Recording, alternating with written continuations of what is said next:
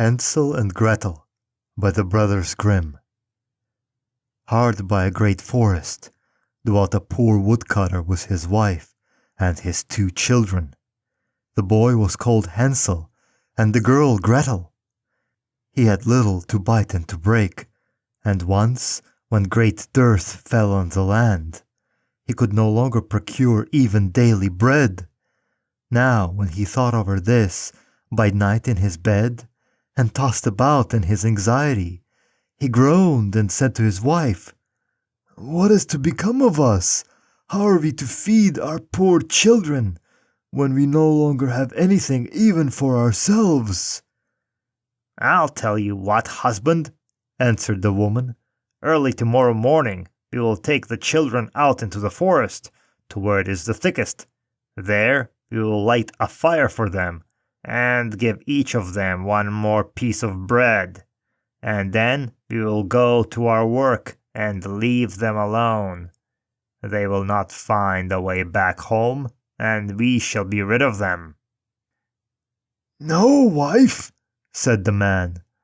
"I will not do that. How can I bear to leave my children alone in the forest? The wild animals would soon come and tear them to pieces." "Oh, you fool," said she. "Then we must all die of hunger? You may as well plane the planks for our coffins." And she left him no peace until he consented. "But I feel very sorry for the poor children all the same," said the man. The 2 children had not been able to sleep for hunger, and had heard what their stepmother said to their father. Gretel wept bitter tears, and said to Hansel, "Now all is over with us." "Be quiet, Gretel," said Hansel. "Do not distress yourself. I will soon find a way to help us." And when the old folks had fallen asleep, he got up, put on his little coat, opened the door below, and crept outside. The moon shone brightly, and the white pebbles, which lay in front of the house, glittered like real silver pennies. Hansel stooped, stuffed the little pocket of his coat with as many as he could get in. Then he went back and said to Gretel, "Be comforted, dear sister, and sleep in peace. God will not forsake us." And he lay down again in his bed. When day dawned, but before the sun had risen, the woman came and awoke the 2 children, saying, "Get up, you sluggards. We are going into the forest to fetch wood." She gave each a little piece of bread, and said, "There is something for your dinner, but do not eat it up before then, for you will get nothing else." Gretel took the bread under her apron, as Hansel had the pebbles in his pocket. Then they all set out together on their way to the forest. When they had walked a short time, Hansel stood still and peeped back at the house, and did so again and again. His father said, "Hansel, what are you looking at there and staying behind for? Pay attention, and do not forget how to use your legs." "Ah, father," said Hansel, "I am looking at my little white cat, which is sitting up on the roof and wants to say goodbye to me." The wife said, "Fool, that is not your little cat. That is the morning sun, which is shining on the chimneys." Hansel, however, had not been looking back at the cat, but had been constantly throwing one of the little white pebbles out of his pocket on the road. When they had reached the middle of the forest, the father said, "Now, children, pile up some wood. I will light a fire that you may not be cold." Hansel and Gretel gathered brushwood together, as high as a little hill. The brushwood was lighted, and when the flames were burning very high, the woman said, "Now, children, lay yourselves down by the fire and rest. We will go into the forest and cut some wood. When we have done, we will come back and fetch you away." Hansel and Gretel sat by the fire, and when noon came, each ate a little piece of bread, and as they heard the strokes of the wood axe, they believed that their father was near. It was not the axe, however, but a branch which had fastened to a withered tree, which the wind was blowing backwards and forwards. And as they had been sitting such a long time, their eyes closed with fatigue, and they fell fast asleep. When at last they awoke, it was already dark. Gretel began to cry, and said, "How are we to get out of the forest now?" But Hansel comforted her, and said, "Just wait a little until the moon has risen, and then we will soon find the way." And when the full moon had risen, Hansel took his little sister by the hand, and followed the pebbles, which shone like newly coined silver pieces, and showed them the way. They walked the whole night long, and by break of day came once more to their father's house. They knocked at the door, and when the woman opened it and saw that it was Hansel and Gretel, she said, "You naughty children! Why have you slept so long in the forest? We thought you were never coming back at all." The father, however, rejoiced, for it had cut him to the heart to leave them behind alone. Not long afterward, there was once more great dearth throughout the land, and the children heard their mother saying to their father, "Everything is eaten again. We have one half loaf left, and that is the end. The children must go. We will take them farther into the wood, so that they will not find their way out again. There is no other means of saving ourselves." The man's heart was heavy, and he thought, "It would be better for you to share the last mouthful with the children." The woman, however, would listen to nothing that he had to say, but scolded and reproached him. He who says A must say B likewise, and as he had yielded the first time, he had to do so a second time. The children, however, were still awake and had heard the conversation. When the old folks were asleep, Hansel got up again and wanted to go out and pick up pebbles as he had done before. But the woman had locked the door, and Hansel could not get out. Nevertheless, he comforted his little sister and said, "Do not cry, Gretel. Go to sleep quietly, and good God will help us." Early in the morning came the woman and took the children out of their beds. Their piece of bread was given to them, but it was still smaller than the time before.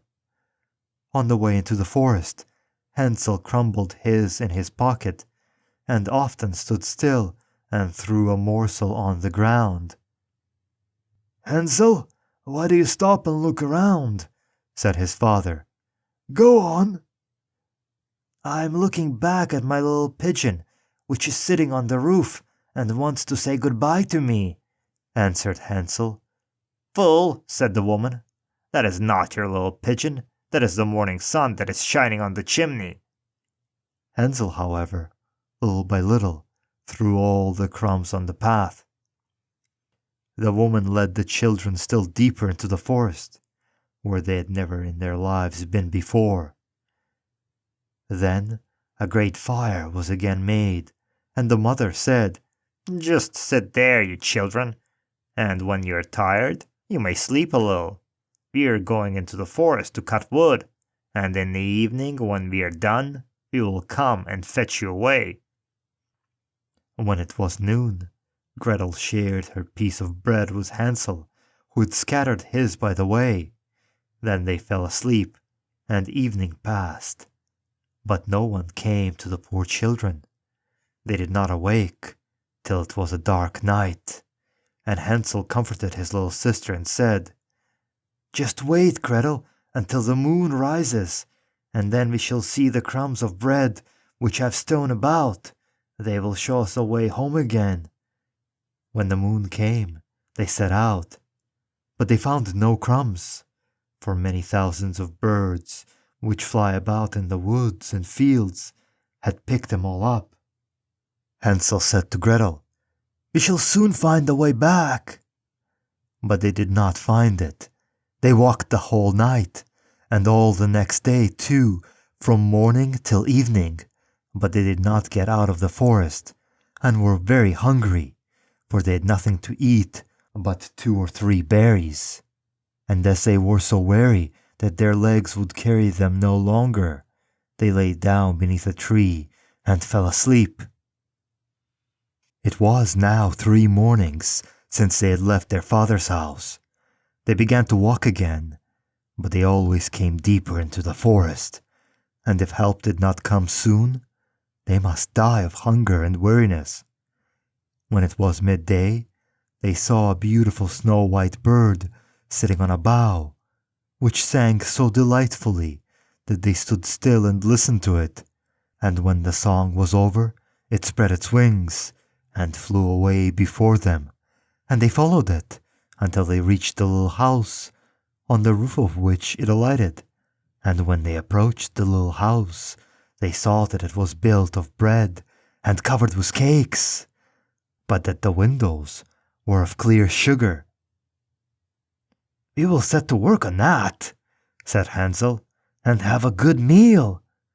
I will eat a bit of the roof, and you, Gretel, can take some of the window. It will taste sweet." Hansel reached up above and broke off a little of the roof to try how to taste it, and Gretel leant against the window and nibbled at the panes. Then a soft voice carried from the parlor, "Nibble, nibble, gnaw. Who is nibbling at my little house?" The children answered, "The wind, the wind, the heaven-born wind," and went on eating without disturbing themselves. Hansel, who liked the taste of the roof, tore down a great piece of it, and Gretel pushed out a hole of one round window pane, sat down, and enjoyed herself with it. Suddenly the door opened, and a woman as old as the hills, who supported herself on crutches, came creeping out. Hansel and Gretel were so terribly frightened that they let fall what they had in their hands. The old woman, however, nodded her head and said, "Oh, you dear children, who has brought you here? Do come in and stay with me. No harm shall happen to you." She took them both by the hand and led them into her little house. Then good food was set before them, milk and pancakes, with sugar, apples, and nuts. Afterwards, 2 pretty little beds were covered with clean white linen, and Hansel and Gretel lay down in them and thought they were in heaven. The old woman had only pretended to be so kind. She was in reality a wicked witch, who lay in wait for children, and had only built the little house of bread in order to entice them. When a child fell into her power, she killed it, cooked it, and ate it, and that was a feast day for her. Witches have red eyes and cannot see very far, but they have a keen scent like the beasts and are aware when human beings draw near. When Hansel and Gretel came into her neighborhood, she laughed with malice and said mockingly, "I have them. They shall not escape me again." Early in the morning, before the children were awake, she was already up, and when she saw both of them sleeping and looking so pretty with their little plump and rosy cheeks, she muttered to herself, "That will be a dainty mouthful." Then she seized Hansel with her shriveled hand, carried him into a little stable, and locked him in behind the grated door. Scream as he might, it would not help him. Then she went to Gretel, shook her till she awoke, and cried, "Get up, lazy thing! Fetch some water and cook something good for your brother. He's in the stable outside and is to be made fat. When he is fat, I will eat him." Gretel began to weep bitterly, but it was all in vain, for she was forced to do what the wicked witch commanded. And now the best food was cooked for poor Hansel, but Gretel got nothing but crab shells. Every morning the woman crept to the little stable and cried, "Hansel, stretch out your finger, that I may feel if you will soon be fat." Hansel, however, stretched out a little bone to her, and the old woman, who had dim eyes, could not see it, and thought it was Hansel's finger, and was astonished that there was no way of fattening him. When 4 weeks had gone by, and Hansel still remained thin, she was seized with impatience, and would not wait any longer. "Now then, Gretel," she cried to the girl, "stir yourself and bring some water. Let Hansel be fat or lean. Tomorrow I will kill him and cook him." And how the poor little sister did lament when she had to fetch the water, and how her tears did flow down her cheeks. "Dear God, do help us," she cried. "If the wild beasts in the forest had but devoured us, we should at any rate have died together." "Just keep your noise to yourself," said the old woman. "It won't help you at all." Early in the morning, Gretel had to go out and hang up the cauldron with the water and light the fire. "We will bake first," said the old woman. "I've already heated the oven and kneaded the dough." She pushed poor Gretel out to the oven, from which flames of fire were already darting. "Creep in," said the witch, "and see if it is properly heated, so that we can put the bread in." And once Gretel was inside, she intended to shut the oven and let her bake in it, and then she would eat her too. But Gretel saw what she had in mind, and said, "I do not know how I am to do it. How do I get in?" "Silly goose," said the old woman. "The door is big enough. Just look. I can get in myself." And she crept up and thrust her head into the oven. Then Gretel gave her a push that drove her far into it, and shut the iron door and fastened the bolt. Oh, then she began to howl quite horribly, but Gretel ran away, and the godless witch was miserably burned to death. Gretel, however, ran like lightning to Hansel, opened his little stable, and cried, "Hansel, you're saved! The old witch is dead!" Then Hansel sprang like a bird from its cage when the door is opened. How they did rejoice and embrace each other, and dance about, and kiss each other, and as they had no longer any need to fear her, they went into the witch's house, and in every corner there stood chests full of pearls and jewels. "These are far better than pebbles," said Hansel, and thrust into his pockets whatever he could get in. And Gretel said, "I, too, will take something home with me," and filled her pinafore full. "But now we must be off," said Hansel, "that we may get out of the witch's forest." When they had walked for 2 hours, they came to a great stretch of water. "We cannot cross," said Hansel. "I see no footing plank and no bridge." "And there is also no ferry," answered Gretel. "But a white duck is swimming there. If I ask her, She will help us over." Then she cried, "Little duck, little duck, dost thou see? Hansel and Gretel are waiting for thee. There is never a plank or a bridge in sight. Take us across on thy back so white." The duck came to them, and Hansel seated himself on its back, and told his sister to sit by him. "No," replied Gretel, "that will be too heavy for the little duck. She'll take us across, one after the other." The good little duck did so, and when they were once safely across, and had walked for a short time, the forest seemed to be more and more familiar to them, and at length they saw from afar their father's house. Then they began to run, rushed into the parlor, and threw themselves around their father's neck. The man had not known one happy hour since he had left his children in the forest. The woman, however, was dead.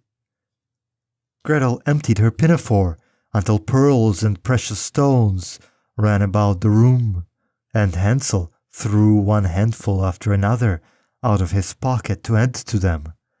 Then all anxiety was at an end, and they lived together in perfect happiness. My tale is done. There runs a mouse. Whosoever catches it may make himself a big fur cap out of it.